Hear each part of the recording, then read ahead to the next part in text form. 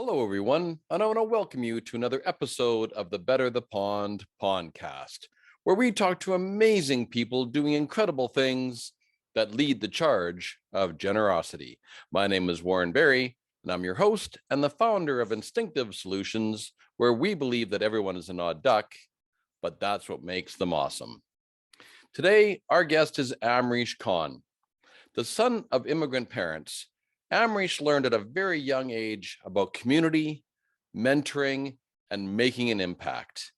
Amreesh witnessed people coming in to see his father and looking for guidance, inspiration, and education. Years later, Amreesh is doing the same thing for others in the dental industry. It doesn't stop there. Amreesh has helped create the Shine Dental Clinic in Edmonton, helping inner city families. His present endeavor is the Cause to Smile campaign to support worthwhile causes as the Women's Emergency Outreach Center in Calgary and Edmonton, Alberta, and this is only the beginning. This podcast will definitely make you smile when you hear what Amreesh is doing to better the pond. Ladies and gentlemen, may I introduce to you Amreesh Khanna. All right, you got her? Got it. Yep. Perfect. All right, Amreesh Khanna, thank you so much for taking the time out of your busy schedule. I know you're a busy guy, so I really appreciate you blocking this time out to be a guest on my Better the Pond podcast. Thank you so much, Amreesh. Thank you, and I really appreciate your patience. So getting me on this as well too. I know we've been talking about this for a little while, and it's I'm super excited to be here today. It's been a pleasure to meet you through our tech circle, and excited to be on your podcast today. Yes, that's great. Yeah, so we'll do a little shout out, I guess, for Tech Canada while we're here. So that's actually where we met originally, and one of the things that why you're here, because we had talked after the meeting, was your Cause to Smile and the things that you're doing to better the pond. So you really inspired me, and immediately we connected and said, "Hey, we gotta tell this story." So that's why we're here today. Yeah, no, I'm really excited to chat about it, and yeah, absolutely. Thank you. Perfect. So before we get into, I want to get into your backstory and all that, but before we dump into to sort of dive into that side of it, can you just sort of tell my listeners a little bit sort of what you're doing? Give us kind of like an overview of your practice and kind of what you're doing on a day-to-day basis with your business. Perfect. Yeah, absolutely. So I'm a dentist, and I've been practicing for just a bit over 15 years now. Born and raised Calgarian, and University of Alberta grad. Did a residency program out in New York City for a year. So from a clinical practice standpoint, I love doing surgery, sedation, and more complex care. So patients that have complex needs when it comes to rehabilitation of their bite, patients that we treat for obstructive sleep apnea, those kind of things. So that's my clinical practice. I co-own two clinics with my brother and my wife. And so we have two clinics in Calgary together, and that's where we live and breathe when we're seeing patients. When I'm not seeing patients, involved in a couple other things too. So Cause to Smile being one that I know we'll talk a lot about today, which is my not-for-profit organization. And then also involved in education and technology. So that's something that I've really embraced over the past couple of years, especially coming after the pandemic closure and that kind of thing. Giving back to the dental community, being involved in the dental community, sharing my experiences and finding innovative ways to do what we do better has been a big journey that I've been on over the past 2 years. So I have an education platform where I'm helping dentists on a one-to-one basis when it comes to clinical growth, different areas of clinical opportunities that they want to grow and excel in, and then also business growth. So taking a lot of what I've learned over the years in tech through my own businesses as well. We've gone through lots of ups and downs. We bought our first clinic, lost it a year later from the big floods that hit Calgary back in 2013. So I joke and say that we learned a lot of hard business lessons that probably some business owners and dentists never learn in their entire career. And we had to be forced to learn a lot of it, like right in our first year of ownership. And then, dealing with, the oil decline and, then the pandemic and everything. So really moved on this journey of how do I make the go forward years of my life look different than the last many years of my life? And what did I learn from there? And how can I help others to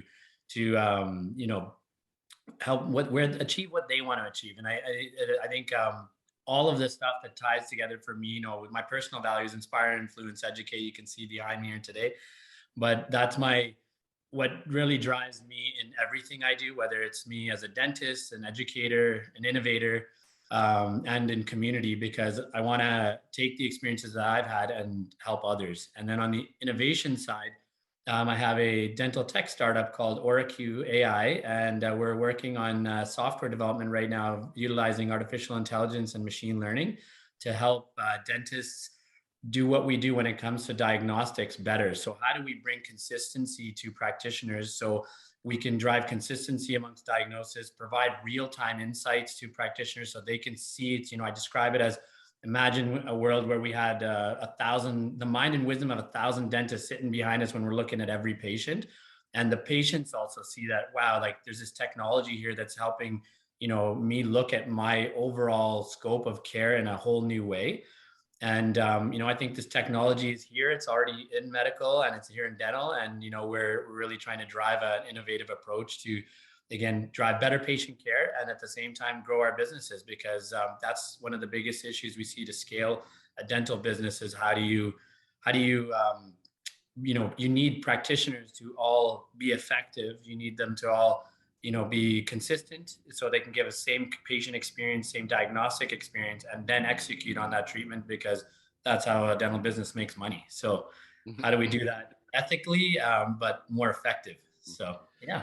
Yeah, there's a couple of really interesting things that you said there, Amreesh, before you jump into this, because I think it's fascinating of just you're taking your dentistry experience. So you went to school, you became a dentist, and you've done that piece.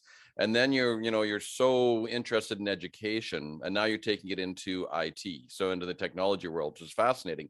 But my point to this is what's, you said you learned from losing the business, which, I mean, for every bad thing that's happened, there's always a positive that comes out of it. So you learn more in that period of time. But what I find interesting, especially in healthcare, whether it's dentistry, medicine, chiropractic, whatever, you go to college and you learn how to do your craft, you learn how to do your art. But whoever teaches you how to be a business person, whoever teaches you how to run a practice, whoever teaches you how to actually think from a business perspective, and you here you are, you get out of school, you're a dentist, and now what? Like, and you have to be an entrepreneur, but no one ever really teaches you how to do that. So kudos to you for actually taking what you've learned along the way and then helping other dentists, whatever, do what you've learned to do. You just kind of, I guess, probably say kind of learned it the hard way. Yeah, exactly. And, that's what started the tech journey for us, actually, because once we lost the clinic, I had to rebuild the whole clinic. We were heavily invested in purchasing, a big business here, and then you lose it and your revenue source and all this kind of stuff. And then, we invested more money to rebuild it and so on. So we're like, we really got to get our heads on right here. Otherwise, this is not going to look good, 10 years down the road. So that's, how I got introduced to tech, and tech opened up my eyes to a whole new way of looking at business. I think we're very siloed in our own industries often. Mm-hmm. And in dentistry, I can speak to dentistry, is everybody in dentistry does dental practice management courses. They do dental business courses and I was guilty of this too, is I felt, well, how can you tell me about my business when you don't know about dentistry, right? Like I need to learn it from somebody who understands the dental business, because my business is different than whatever other business, right? Correct. And when I got, into tech, that's where I think it opened up a whole new world, because business is business. And the fundamentals behind business and learning from, I think, a broader perspective is beneficial versus just doing it the way that you always do it in that industry, right? Mm-hmm. And both are good. I mean, I still continue learning from dental practice management courses and speakers and everything. Lots of great things to always learn there. But it started helping me look at business differently and understanding the different aspects to effectively execute on it. And, I think it's a lifelong learning process. By no means have I mastered it, but, I've learned a lot of things along the way for sure. Yeah, absolutely. All right. So let's jump into the meat and potatoes of the podcast here. So Amreesh, I want to know, what got you from being a gosling, and I'm talking like let's go way back to your roots, to leaving the nest where you actually had to go out on your own, right? To where you are today. So Amreesh, I want to know your backstory. Take me back to your humble beginnings as a gosling. Okay, nice. Well, as mentioned, born and raised in Calgary. My parents immigrated to Canada from India in the 70s. And so, I lived here in Calgary for all my years up until when I went away for dental school to University of Alberta in Edmonton. And community was always something that was very much instilled in my upbringing. My parents were very much involved in the East Indian community, involved in, our religious community, and just helping others, because I think, them coming at the time that they did, they had great people who helped them to also get settled and get to where they were. So giving back and volunteering and being involved in something that, I think helped nourish that part of our life was something that, I was always involved in growing up. So, it's something that through all of that time, I think, community involvement was one of those buckets that I think other areas, like, though I'm involved in all these other exciting professional aspects, I have a lovely family. My wife, as I mentioned, is dentist, two lovely girls. All these things are separate buckets, is kind of how I look at it. And like the community bucket, I feel like you don't get it sometimes always filled from these other areas. And the gratification, the fulfillment that, I saw in my family and people getting help from others was something that, was always just, I think, instilled in me. So started doing this, I guess, what would be my first time that I got involved in giving back in community. Like, I was always, doing something to volunteer. My parents would encourage me, even when I was in high school, to be like, well, get out. If you can't get a job, go volunteer something, do something, because any experience that you're getting is worth it. So it wasn't tied to like, hey, well, I'm doing this and I'm not getting compensated or something for it, right? It was like, it was about the experience and what I'm giving. And then through our community, East Indian community, there was an earthquake that hit part of India back, I'm trying to think back now, it would have been probably late 90s. And so I had organized through our Hindu Youth Association, a fundraising dance to raise money to be able Wow. to give back to, like, we raised money, and I think at the time it was about $5,000, and we raised it and then sent it to India for like a relief fund to help with, all the people that, got affected by this earthquake. So I guess that would have been my first official type of community thing that, we had a little committee of friends and members of our, our cultural organization that we kind of banded together to do this. And then, I think the next thing from there, like, I found this always something that was really, again, important to me. And when I was in dental school, would have been in my second year of dental school. So at the University of Alberta, medicine and dentistry were together. And so we were in all our classes together with medical students and that kind of thing for our first 2 years. And there was this idea that started floating around about creating this interdisciplinary, all health professionals from all different allied health at the University of Alberta coming together, create an interdisciplinary student-run clinic. And so this, can't totally remember if I got approached or how I got connected to it, but it piqued my interest, and I was like, this is super cool. And so as we went through this, I ended up being sort of the founding dental member of this clinic, which is called the Shine Clinic, and specifically Shine Dental Clinic, where we created an inner city clinic that runs purely student run every Saturday. And it started with treating just inner city youth, and now has expanded to treating the inner city community, working with the Boyle McCully Health Center in Edmonton.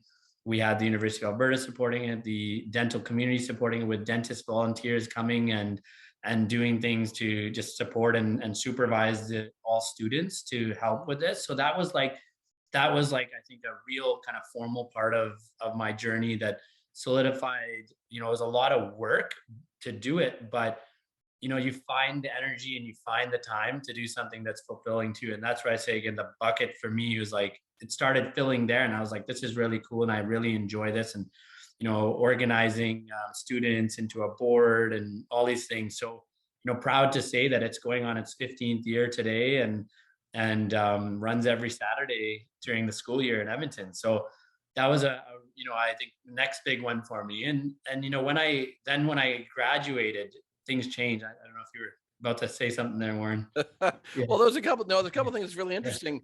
I'm not trying to play off, but there's one of the questions I'm thinking about is, well, there's two of them actually. One is, you talked about your parents, immigrating from India and coming to Canada, and they were so community focused. So my question, do you know where that came from? Like, what was it about your parents that were so community focused that because you obviously you learned from them, and where did you think that they brought it from? Was it back in India that was so community focused there culturally? Yeah, that's a really good question. When I look at my memories as a child, I always remember like my dad was an engineer, and my mom, she stayed at home with myself and my brother, and was critical to our upbringing there, of course. But like I always remember, like my dad was this person that people would come to, like they would be maybe somebody new who again came, say, from India to Canada, and they would be like, well, hey, I don't know how to get a job here, I don't know what to do. And somehow he was just like this guy that people would come to. I often remember as a child, like being at home and somebody would be coming over for tea or something because they were looking to my dad to get advice on, like, well, how do I navigate this world? What do I do so I can get settled properly? I brought my family here to have a better life and all these things. So, I remember that. And then I remember, both my mom and dad being very much involved in just volunteering and stuff in the community, volunteering, whether it be in school, volunteering and just giving back, or just going, and like my mom would help with a lot of seniors that she knew that, just giving support or company or something. So it was, yeah, I think, part of it is, maybe cultural. Like, I think, in our culture, like giving and, maybe hospitality, that kind of thing is Mhm. important for sure. But that's what I just remember kind of growing up, was Mhm. always like things that I would see. Right. Right. So, yeah. Okay, that answers my question. And my second question for you is, was there a defining moment that you had where you knew you wanted to go into dentistry? Yeah, for me, I did really enjoy like healthcare stuff. Science was always something that piqued my interest. Like, when I was in, I want to say probably would have been late elementary, early junior high. They used to have this thing in Calgary called Mini University, and it was like a summer camp that you could go to, and it would be held at the University of Calgary. And I remember going to there was like a science one or an arts one, and my parents put me in the science one, and I remember like we were like dissecting cow lungs and cow eyeballs and hearts and all this stuff and learning about it. And I thought it was like the coolest thing ever. So I really always, I think, had a gravitation towards medicine and Mhm. doing so. And I for a long period of time prior to applying for dentistry debated, did I want to go medicine? Did I want to go dentistry? What I had, shadowed, family friends, all these kind of things who were both doctors and dentists and everything. I did also have an inkling towards business. Like I enjoyed that. So, Mhm. family is very important to me. That's how I was brought up again. And I found that having some autonomy over your life and the ability to guide your life and, have the time for your family and all this stuff comes also from being an entrepreneur and having business ownership. And that's, I think, what started driving me more to the dentistry side than Mm. the medicine, because it gave me the opportunity to be involved with patient care. I really enjoy the surgical side of dentistry and what we do with implants and bone grafting, gum grafting, all that kind of stuff. So that's where I was able to do things with my hands still, but I was able to maintain balance to my life. Whereas I know if I were to have, applied and gotten into medicine, I would have wanted to go into some form of probably surgical type specialty, which is very demanding as a career Mhm. and very demanding, in terms of time and, time away from family and that kind of thing. So that's what I think kind of drove me the direction that I was going, so that I still, always at least had some control over the balance of my life. Yeah, So that's that I interesting. could be with patients still. Yeah. Yeah. So my sister's a physician, and she did obstetrics and whatnot. And I saw her as she was growing up, and so I mean, I always say medicine isn't a career; it's a lifestyle. Yeah. Right, because it basically it kind of runs your life, because of the fact, especially going to a specialty, is that you don't know when people are going to need you, and you're on call, and you're getting pushed and pulled and whatnot. So and typically I don't find there's a lot of business in medicine where there's a little more business in dentistry. Yeah, exactly. Yeah. Exactly. Like, I mean, there's opportunities for sure in medicine on that side, but as a dentist, it's pretty much like, well, hey, even if you're an associate dentist, you have often your own corporation and you start learning about it fairly quick. And if you want to get into ownership, well, the option is always easily there versus navigating, say, like the public health system or something and where you fit into that Yeah. aspect, right? So, Yeah, yeah. absolutely. It's very different. So Yeah. when you were, so obviously, did you like through university, were you still living at home, or did you actually kind of leave the nest and start to, when did you kind of move out onto your own? So yeah, when I, after finishing high school, I did 2 years of university in Calgary here, and I stayed at home during that time. So I was fortunate to be able to buckle down and have my mom, feed me and make sure my clothes are washed and all of that good stuff, so that I could really focus on, my education and doing what I needed to do to get into dental school. So I was worked hard, was fortunate to get accepted in dental school after 2 years. And then at that time, it was my first time moving away. So I moved away to Edmonton and started my 4-year journey in dental school out there. And then from there, moved to New York, lived in New York for a year, and then ended up coming back to Calgary. Yeah. How was that experience of going from Edmonton to New York? Totally different lifestyle, totally different culture, different pace. Yeah, How did you find absolutely. that? I think New York was probably one of the best places that I could say I've ever lived in my life at that time in my life. I loved it. I loved the energy, and I had interviewed for my general practice residency program all over the eastern seaboard of the U.S., like down from Alabama all the way up to New York. And I remember, I was, sitting on the train in New York after completing one of my interviews in a suit and got my carry-on, and crazy things are happening on this subway train, and you're just like, what the heck is going on here? This would never happen. I'm a little naive Canadian just sitting there. And but then I was like, I love this, and like the energy and the vibe and the people and just like the buzz and everything. So that was an amazing experience, both professionally, educationally, and also just personally. I got to live and breathe living in New York City, Hmm. and also professionally. I mean, it was an amazing program. Learned a ton. It got loads of experience to be able to come back and bring to my patients too. So yeah, loved it. Very different, of course, from Edmonton and Calgary because smaller cities into like the Big Apple. Hmm. But yeah, it was pretty cool. So what brought you back to Calgary? Just come back to the nest, come back to home, wanted to be. Yeah, exactly. Just kind of be back to family again. From a professional opportunity perspective, being a Canadian citizen and resident, there in New York, there were limitations behind staying and practicing as a dentist. That if you were on a visa versus a green card holder or an American citizen, there was restrictions around where and how I could work. Alberta, Calgary is not overly saturated. So you can come back, you can find a good position, and you can start earning a good income and get good experience. So whereas, in some of these larger centers like New York, I mean, it's competitive and it's expensive to live. So I was fortunate when I lived as a student there, like as a resident, I got subsidized housing, subsidized food. I got all this kind of stuff. As soon as you're like, okay, you're done, you're on your own, now you're paying big bucks to enjoy the New York lifestyle, right? And Right. you're not making the big bucks yet. So yeah. So, And you come out of school quite heavily in debt as a dentist. So it's kind of like, do I add to the debt side of things or do I maybe start paying some of that off? see, going back to your whole business side of things. I get it. I get it. This is all coming around. Yeah, So, yeah. and we talked a little bit earlier, kind of where you are today, right? So, I mean, obviously, you're doing your surgeries, you're running your AI, you're running business, you're helping, you're leading, you're doing all those kind of things like that. So, we kind of already led into the where you are today, and I will get into the cause of smile bit yet. So, but before we get there, so Amreesh, I believe that we're all odd ducks. I believe that we're all misfits.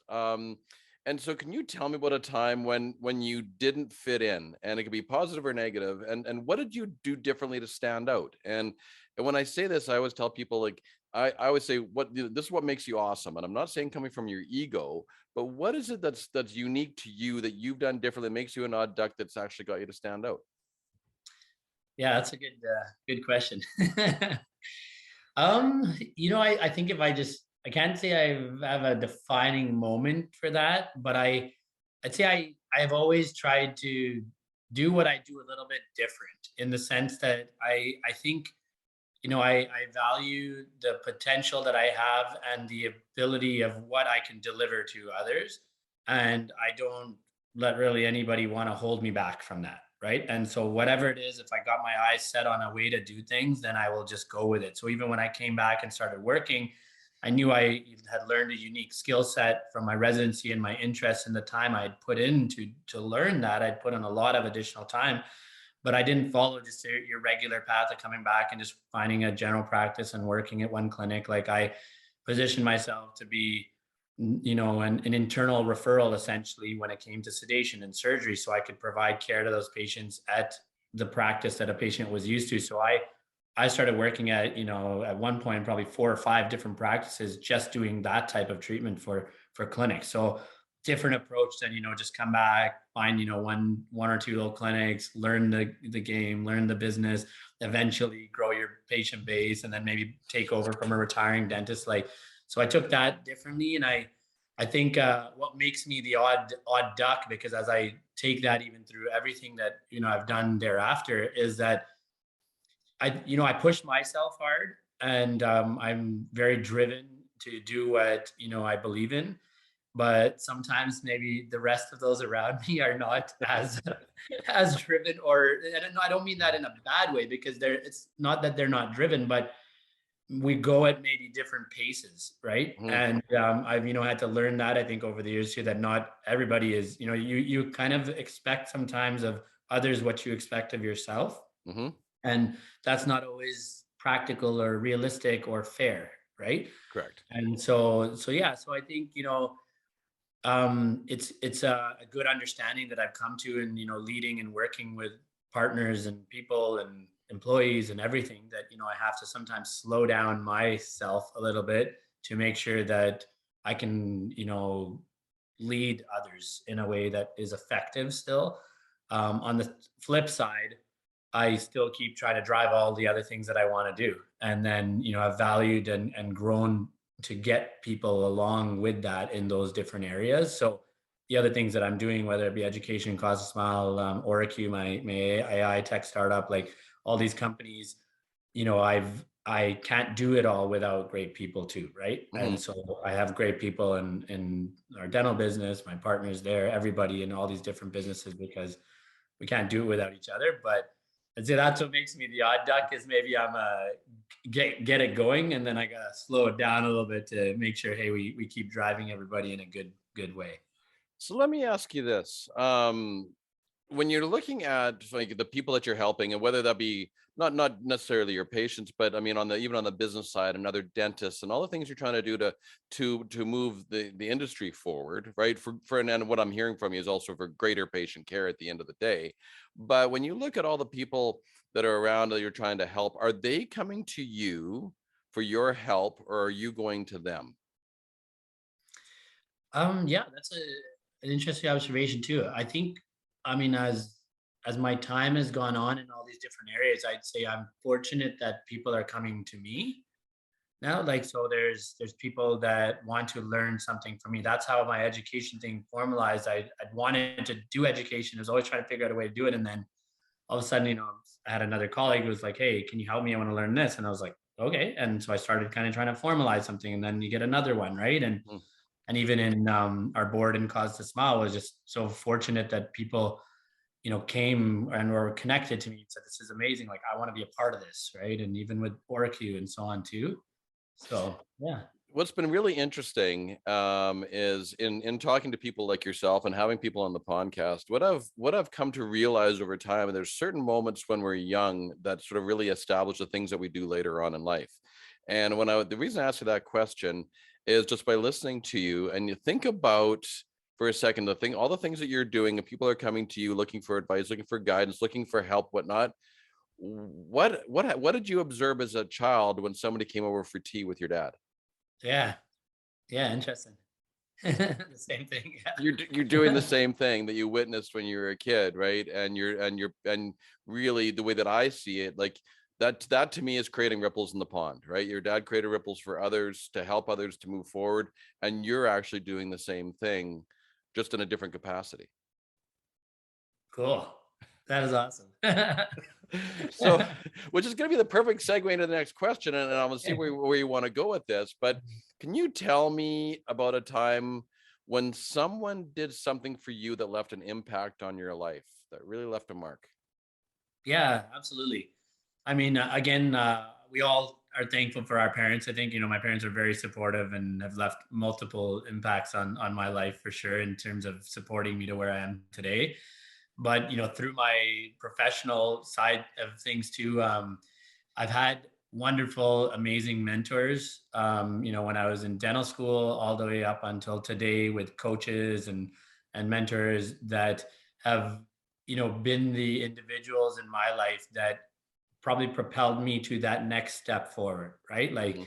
I think people come into your life at the time that you need them, and they get you to that next piece, and they leave a lasting impression. And, I had a wonderful soccer coach. I was really into soccer when I was young, and played a ton of soccer for many, many years before my parents said, "You got to kind of buckle down and get a real career and not be trying to for the Canadian soccer team." But you had a coach then that would, I was wanting to be the best that I could be then, and he would always, didn't matter. I wanted to have an extra practice session with him, whatever. He would do it, and I think a lot of the life lessons I learned and have brought me into all these other things, stem a lot from those experiences I had, in terms of just doing what I need to do to get to that next step, and having the support from somebody to do it. And then in dental school, when I did start the Shine Clinic, that was something that I had like zero idea how to do. I wasn't even a dentist yet. And, I was just learning. But one of my mentors at that time, Dr. Cruzi, he was somebody that left a lasting impression on me, because he always supported me through that. Became my advisor for the Shine Clinic, and said, just don't worry, like, we'll get it. We'll figure it out. Right. Mhm. So like, okay, I need to get students right. We needed to raise money. We needed to figure out, how do we run this? And his thing always was like, you just keep doing what you're doing, and don't worry, we will figure it out. And that support got us to get to where we needed to be, and to have this amazing clinic that's supported through today. And then, I've had clinical mentors, through my professional life, again, too, when I'm trying to, excel as in what I'm doing as a practitioner, that again supported me to do a procedure or something that, they were like, yeah, you can do this, I'm here with you, kind of thing, and propel you there. And I'd say now, business coaches, some through tech, some not through tech, that, have been those who have constantly encouraged and motivated me to keep going with whatever crazy idea I come up with next. So yeah. Yeah. That's fantastic. And something that you said that's kind of interesting is that even your mentor and teacher in dentistry, when you talk about this, the Shine Clinic, right, was, just hang on, don't worry, we'll figure it out. And it kind of reminded me of what you were saying earlier, for sometimes when you get going fast, is sometimes to stop yourself for just a second, go, okay, wait, we got to figure, I got to wait for other people to catch up, but we can wait, we'll figure it out. It's kind of the same, Yeah. kind of hear the same kind of pattern there too as well, which is interesting. So it's amazing how those influences and people in your life have such a lasting impact on your personal growth. Yeah, absolutely. Right. Yeah, and really grateful and thankful for them, because I know, sometimes you don't keep in touch or see them for years, or, like, I mean, I haven't talked to my soccer coach, and, since I was in soccer, right? But it's somebody that you always remember, right? Right. So, Yeah. yeah. I still remember my hockey coach when I was like 5 or 6. I still remember him, right? He just had that lasting impact. Yeah. Absolutely. So let's get to the meat and potatoes of the podcast here, Amreesh, because I want to dive into what you're, again, that's what this is all about, is what's something that you're doing to better the pond or make the world a better place. So what are you doing presently right now to better the pond? And more importantly, Amreesh, is why are you doing it? So this is where you get to showcase all the great things that you're doing to make the world a better place. Yeah, no, thank you. And again, I appreciate the opportunity to be able to talk about all these things today. And so for me, it is Cause to Smile. So Cause to Smile is a not for profit that I founded during the pandemic, actually. So when we got shut down 2 years ago, as a dentist, we were shut down in our clinical practice for about 3 months-ish or so. And so that was a time where I had a lot of time because normally I'm used to having no time. And, it was an amazing time to be with my kids, my wife, just be together. But it really sparked that free creativity time in my life too. And I started, reflecting on things because when, I was involved in all these community things through school, like you have structure at that time, right? And Mm-hmm. then you come out of school and you kind of are just, world is your oyster. You do whatever you want and however you want. And then there you go through different phases, right? Like I had to, work and start learning professional work and pay off debt. And then, you get married and you're enjoying that phase. But I kept going back to something always. Like I would volunteer at the CUPS clinic in Calgary as a dentist and just do things that still keep feeding that bucket. But it always been my dream to formalize something to give back in a bigger way again. And so during the pandemic shutdown, after 3 weeks of watching way too much Netflix, and I was like, I need to like do something. I started, locking myself in this office here in the mornings and, just doing some work and learning and just trying to grow and stuff. And I said, I want to work on aligning, feeding these buckets in a more formal way. And so didn't know what I was really doing or what I was creating at the time. And I'd actually, found like, we were talking too about, that energy at that time was just so draining, right? Everybody Yeah. was in a tough place, rightfully so. But how do we shift that energy? How do we bring positivity? How do we create an opportunity out of this? How do we do all these things? So that's where a lot of my mind started going. And I started I held a webinar with an author from this book called Let That Shit Go, as Nina Purewell. And there was a book I read and I said, hey, it'd be amazing for you just to talk about this. I reached out to her on LinkedIn and I was like, you want to do this? And she's like, sure. And so we had about 70 people on a little webinar to help people bring mindfulness to what they were doing. And then I said, okay, I want to formalize what I'm doing here with, getting back involved in the community, create some structure in my life around. That's why I actually do it. Mm-hmm. And so I started two things. One is I created two scholarships in honor of my dad who had passed away for Shine dental students in Edmonton so that they can be, recognized and rewarded for all the work that they were doing at that clinic day in, day out. And then I approached a friend of mine, Dan, who's got a marketing and branding agency. And I said, I got this idea that I just want to like do something to rally the dental community around giving back.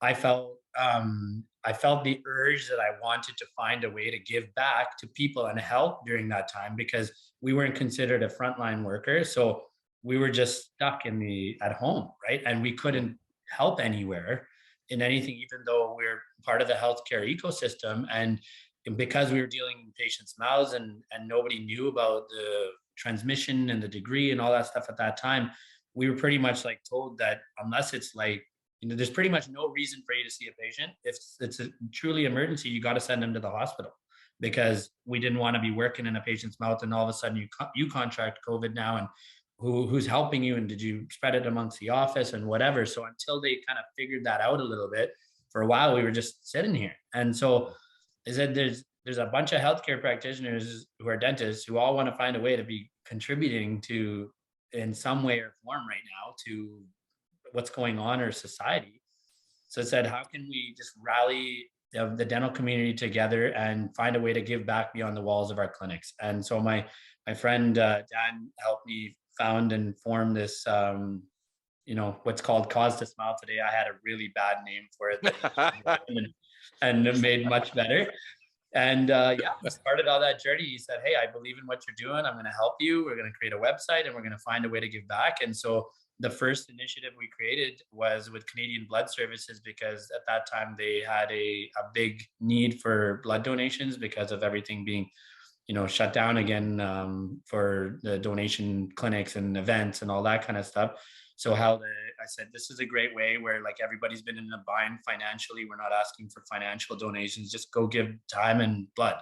And we can all do that. So rallied people around that in July of 2020, kind of kept the process going. And then I said, hey, I want to support grassroots organizations that are not specific to dental care, because there's amazing dental organizations out there that are already doing great things to give back through dental care. But we as professionals and dental professionals also want to give back to our community. And where can we find that? So then that fall and winter, I was looking for an organization to support, and I connected with Calgary Women's Emergency Shelter because there was a huge need there due to just the mental health side of things and everything with, again, shutdowns and closures, and the need to support women and children. And they were a wonderful organization to partner with. So we started our first campaign to raise money and goods, winter essentials goods for children. And we started with the goal to raise 12,500 and ended up blowing it out of the water, and got the support of the community to raise just under $25,000. Wow. So that went to adopt families at the shelter, women and children, provide them with winter essentials. So then that takes us into 2021. And I said, okay, this is awesome. And like you were saying, how did people get attracted to this? And I had awesome friends and colleagues who are all like, this is great. Like, I love this. How can I be involved? And so I formalized the board in spring of 2021, and have, 5 of us all sitting on this board now, with some dentists and some non-dentists who are just an amazing, amazing group of people that I couldn't do this without, have come together and bring amazing ideas, perspective, and excitement around us giving back to the community. So we hunkered down from, would have been probably April till September last year, and just said, we need to treat this like a business. And we're all business owners. Everybody in that group are involved in some businesses in some way, shape, or form, and create a proper formal strategy behind what we're doing, so that this can be a sustainable, not-for-profit organization, not just an idea that we do a campaign and it fizzles away. And our goal is, we want to have a chapter in, every city and province and state, in North America wide, and make this a wonderful way for the, dental community and any of those connected to the dental community. Like, we have members on our board who are not part of the dental community, and we had many, many donors who are not too. So did that, launched our campaign in winter of 2021 now, doing a similar theme again of supporting women and children's needs. And this time we decided to go from the Calgary Women's Emergency Shelter in Calgary and also expand to Edmonton. So we worked with an organization called E4C. So it could be a province-wide initiative, and supporting again their school nutrition program in Edmonton, and also the Women's Emergency Accommodation Center in Edmonton. So we wanted to be ambitious and double our goal to 50K for the end of 2021. We got close, so we got to $42,000, and so we were able to distribute that evenly between both, northern and southern Alberta, and able to support 12 women and their families, and 250 school children for healthy meals. So that was tremendous support from both the dental community in Alberta and the non-dental community, so many other donors outside of it. And and now we're taking it into 2022 here, and just continually trying to grow our proof of concept of what we're doing, and excited to have what we're having our first in-person event we're going to be having in May, which is called a Cause to Connect event. And it's all around driving and building, a networking opportunity, a learning opportunity. We want to connect together, we want to learn together, but all around the premise of giving back to community again. So we have some exciting things that we're just working on right now about bringing some really cool, fun business type, things together. But it's not going to be just for dentists again, but, bring the professional community together. Anybody who wants to be interested and involved in it, have something fun to be looking forward to. We're all looking forward to in-person connection. But again, tie it all back to community again. So everybody there, like that's what we're here for is, that's what's brought us together, and continually wanting to grow our reach so we can, grow our impact bigger and bigger. You just actually went on to a word. I was looking at some notes. So it was interesting when we spoke was it last week when we were supposed to do this and it didn't kind of pan out, right? You were busy in surgery, but one of the things you said to me that stuck with me, right, was where can I make an impact? Is what you'd said to me. And everything you just said, right, that whole monologue there, right, really kind of comes, I think just really kind of comes back to that statement, right? And that's just kind of you. And I'm weaving this back into what makes you an odd duck, right? Is that it's like, where can I make an impact? And there's nothing more powerful than an idea whose time has come. And right. And so you came up with this idea, and look at the impact that you're having. Like, and you wanted to go actually like North America. That is very, very powerful. Cool. Thank you. That is like that. Really, that is exceptional. And coming from the dental community, which typically you don't hear. And again, we're excited to see the excitement behind it. And I was talking to one of our board members a few months ago who's not formally in the dental community. So what inspired you to want to get involved in Cause the Smile, right? Yeah. And she said, hey, she's like, I didn't have to be part of the dental community formally to do this. I was just inspired by what you guys are doing, and I want to be a part of it. And that really I found was really cool to hear, because I was trying to find a way how do we build that reach further, because we don't need just a bunch of dentists only coming together to do this, right? Right. Where you're connected to people in the business community, you're connected to patients, you have friends, you have family. Like, why can't they all come together and be involved? But we're inspiring through the dental community to do this, but we're excited to just bring anyone and everyone to be a part of it, right? So yeah. That is, it's just exceptional. And I think you think of all the impact that you're having on the people's lives that you're helping, right? So whether it's women and children, and again, and you look at the ripple effect that's playing out, right? The stuff that you'll never see, right? But it just keeps going out and out and out because of an idea that you had. Yeah, absolutely. And I have to recognize all of our board members, because I brought the idea and it started with the vision, but I would never be able to execute on what we're doing without them. So yeah, it's great people to be involved with, and people that are just, again, also so excited about giving back to the community. It's a lot of fun to be around. Absolutely. So looking back and looking forward, and the lessons learned along your journey, can you kind of just paint me a picture of your golden pond? What do you think that, in the work that you're doing, what does that future look like for you? I think the future for me, these areas, like a lot of what we talked about today, are really what drives me, fuels me, gives me that excitement and passion. And I hope, and I think where my purpose truly is, right? Like where I can make that impact, like we were just talking. And I would love to have more and more of my time be in those areas. And so that, I love being a clinician, and I love the impact, again, I'm making on my patients, and I don't ever see myself not being a clinician. Mm-hmm. But now that I have these other buckets of things that I'm doing, and I feel the reach is larger and stronger there, and impactful in different ways, that I would love to, that's my golden pond, is that the more I can be doing in those sides, the more I think impact that I think I can truly be giving to others. So yeah. Which would make the world a better place. Yeah, absolutely. Yeah. So my last question, which I did not give you on the list of questions prior to, so we're gonna stick you with this one. So Amreesh, if you were standing on the top of a mountain and the whole world was intently listening to you, what would you say?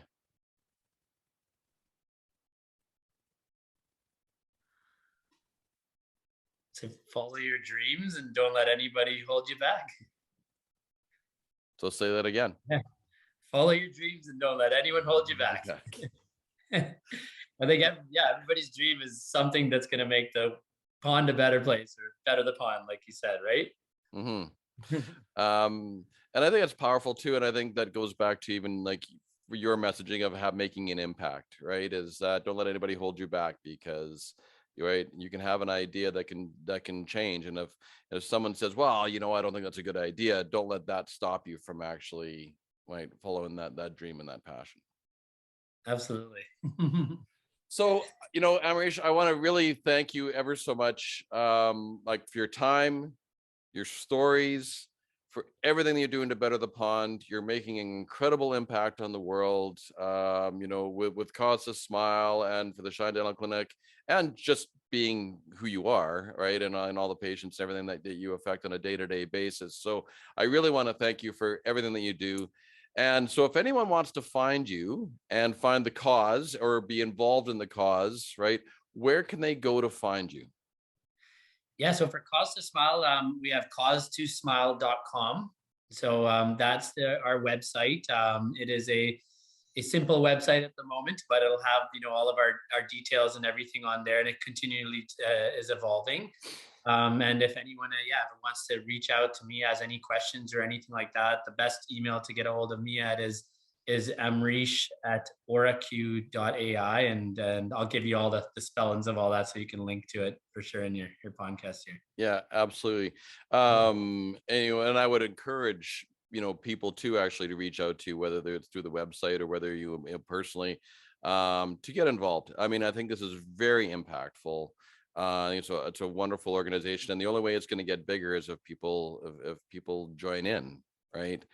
And We would love that. I mean, we are looking to always continue to grow our board and you know, volunteers as well too. So, you know, anybody that's inspired or interested in anything that we talked about today, would love them to reach out, because yeah, the more great people we have behind us, again, the more we can do. And I really appreciate your time too, Warren. This is amazing what you're doing, and you know, helping. You know, I've listened to some of your other ones and seeing the other individuals on there, like all the great things people are doing, and putting that word out there. You know, it's such a positive energy and an inspiration. So thank you as well for having me on this today. well, thank you. And that was the whole idea behind it. I mean, I created this in the pandemic as well. As there was so much negativity, I said, you know, we have to tell good stories. We have to tell positive stories and inspire others. And that's exactly 100% why you're here, because you're doing exactly what I'm trying to achieve, right? Is just keep spreading the good word and keep creating ripples. Thank you. So there you have it, folks. It was a great time here. It was a great time with Amreesh. And this is Warren Barry, and I'm flocking off to take you beyond the pond to better the pond, because we're better together. Thank you, Amreesh. Thank you.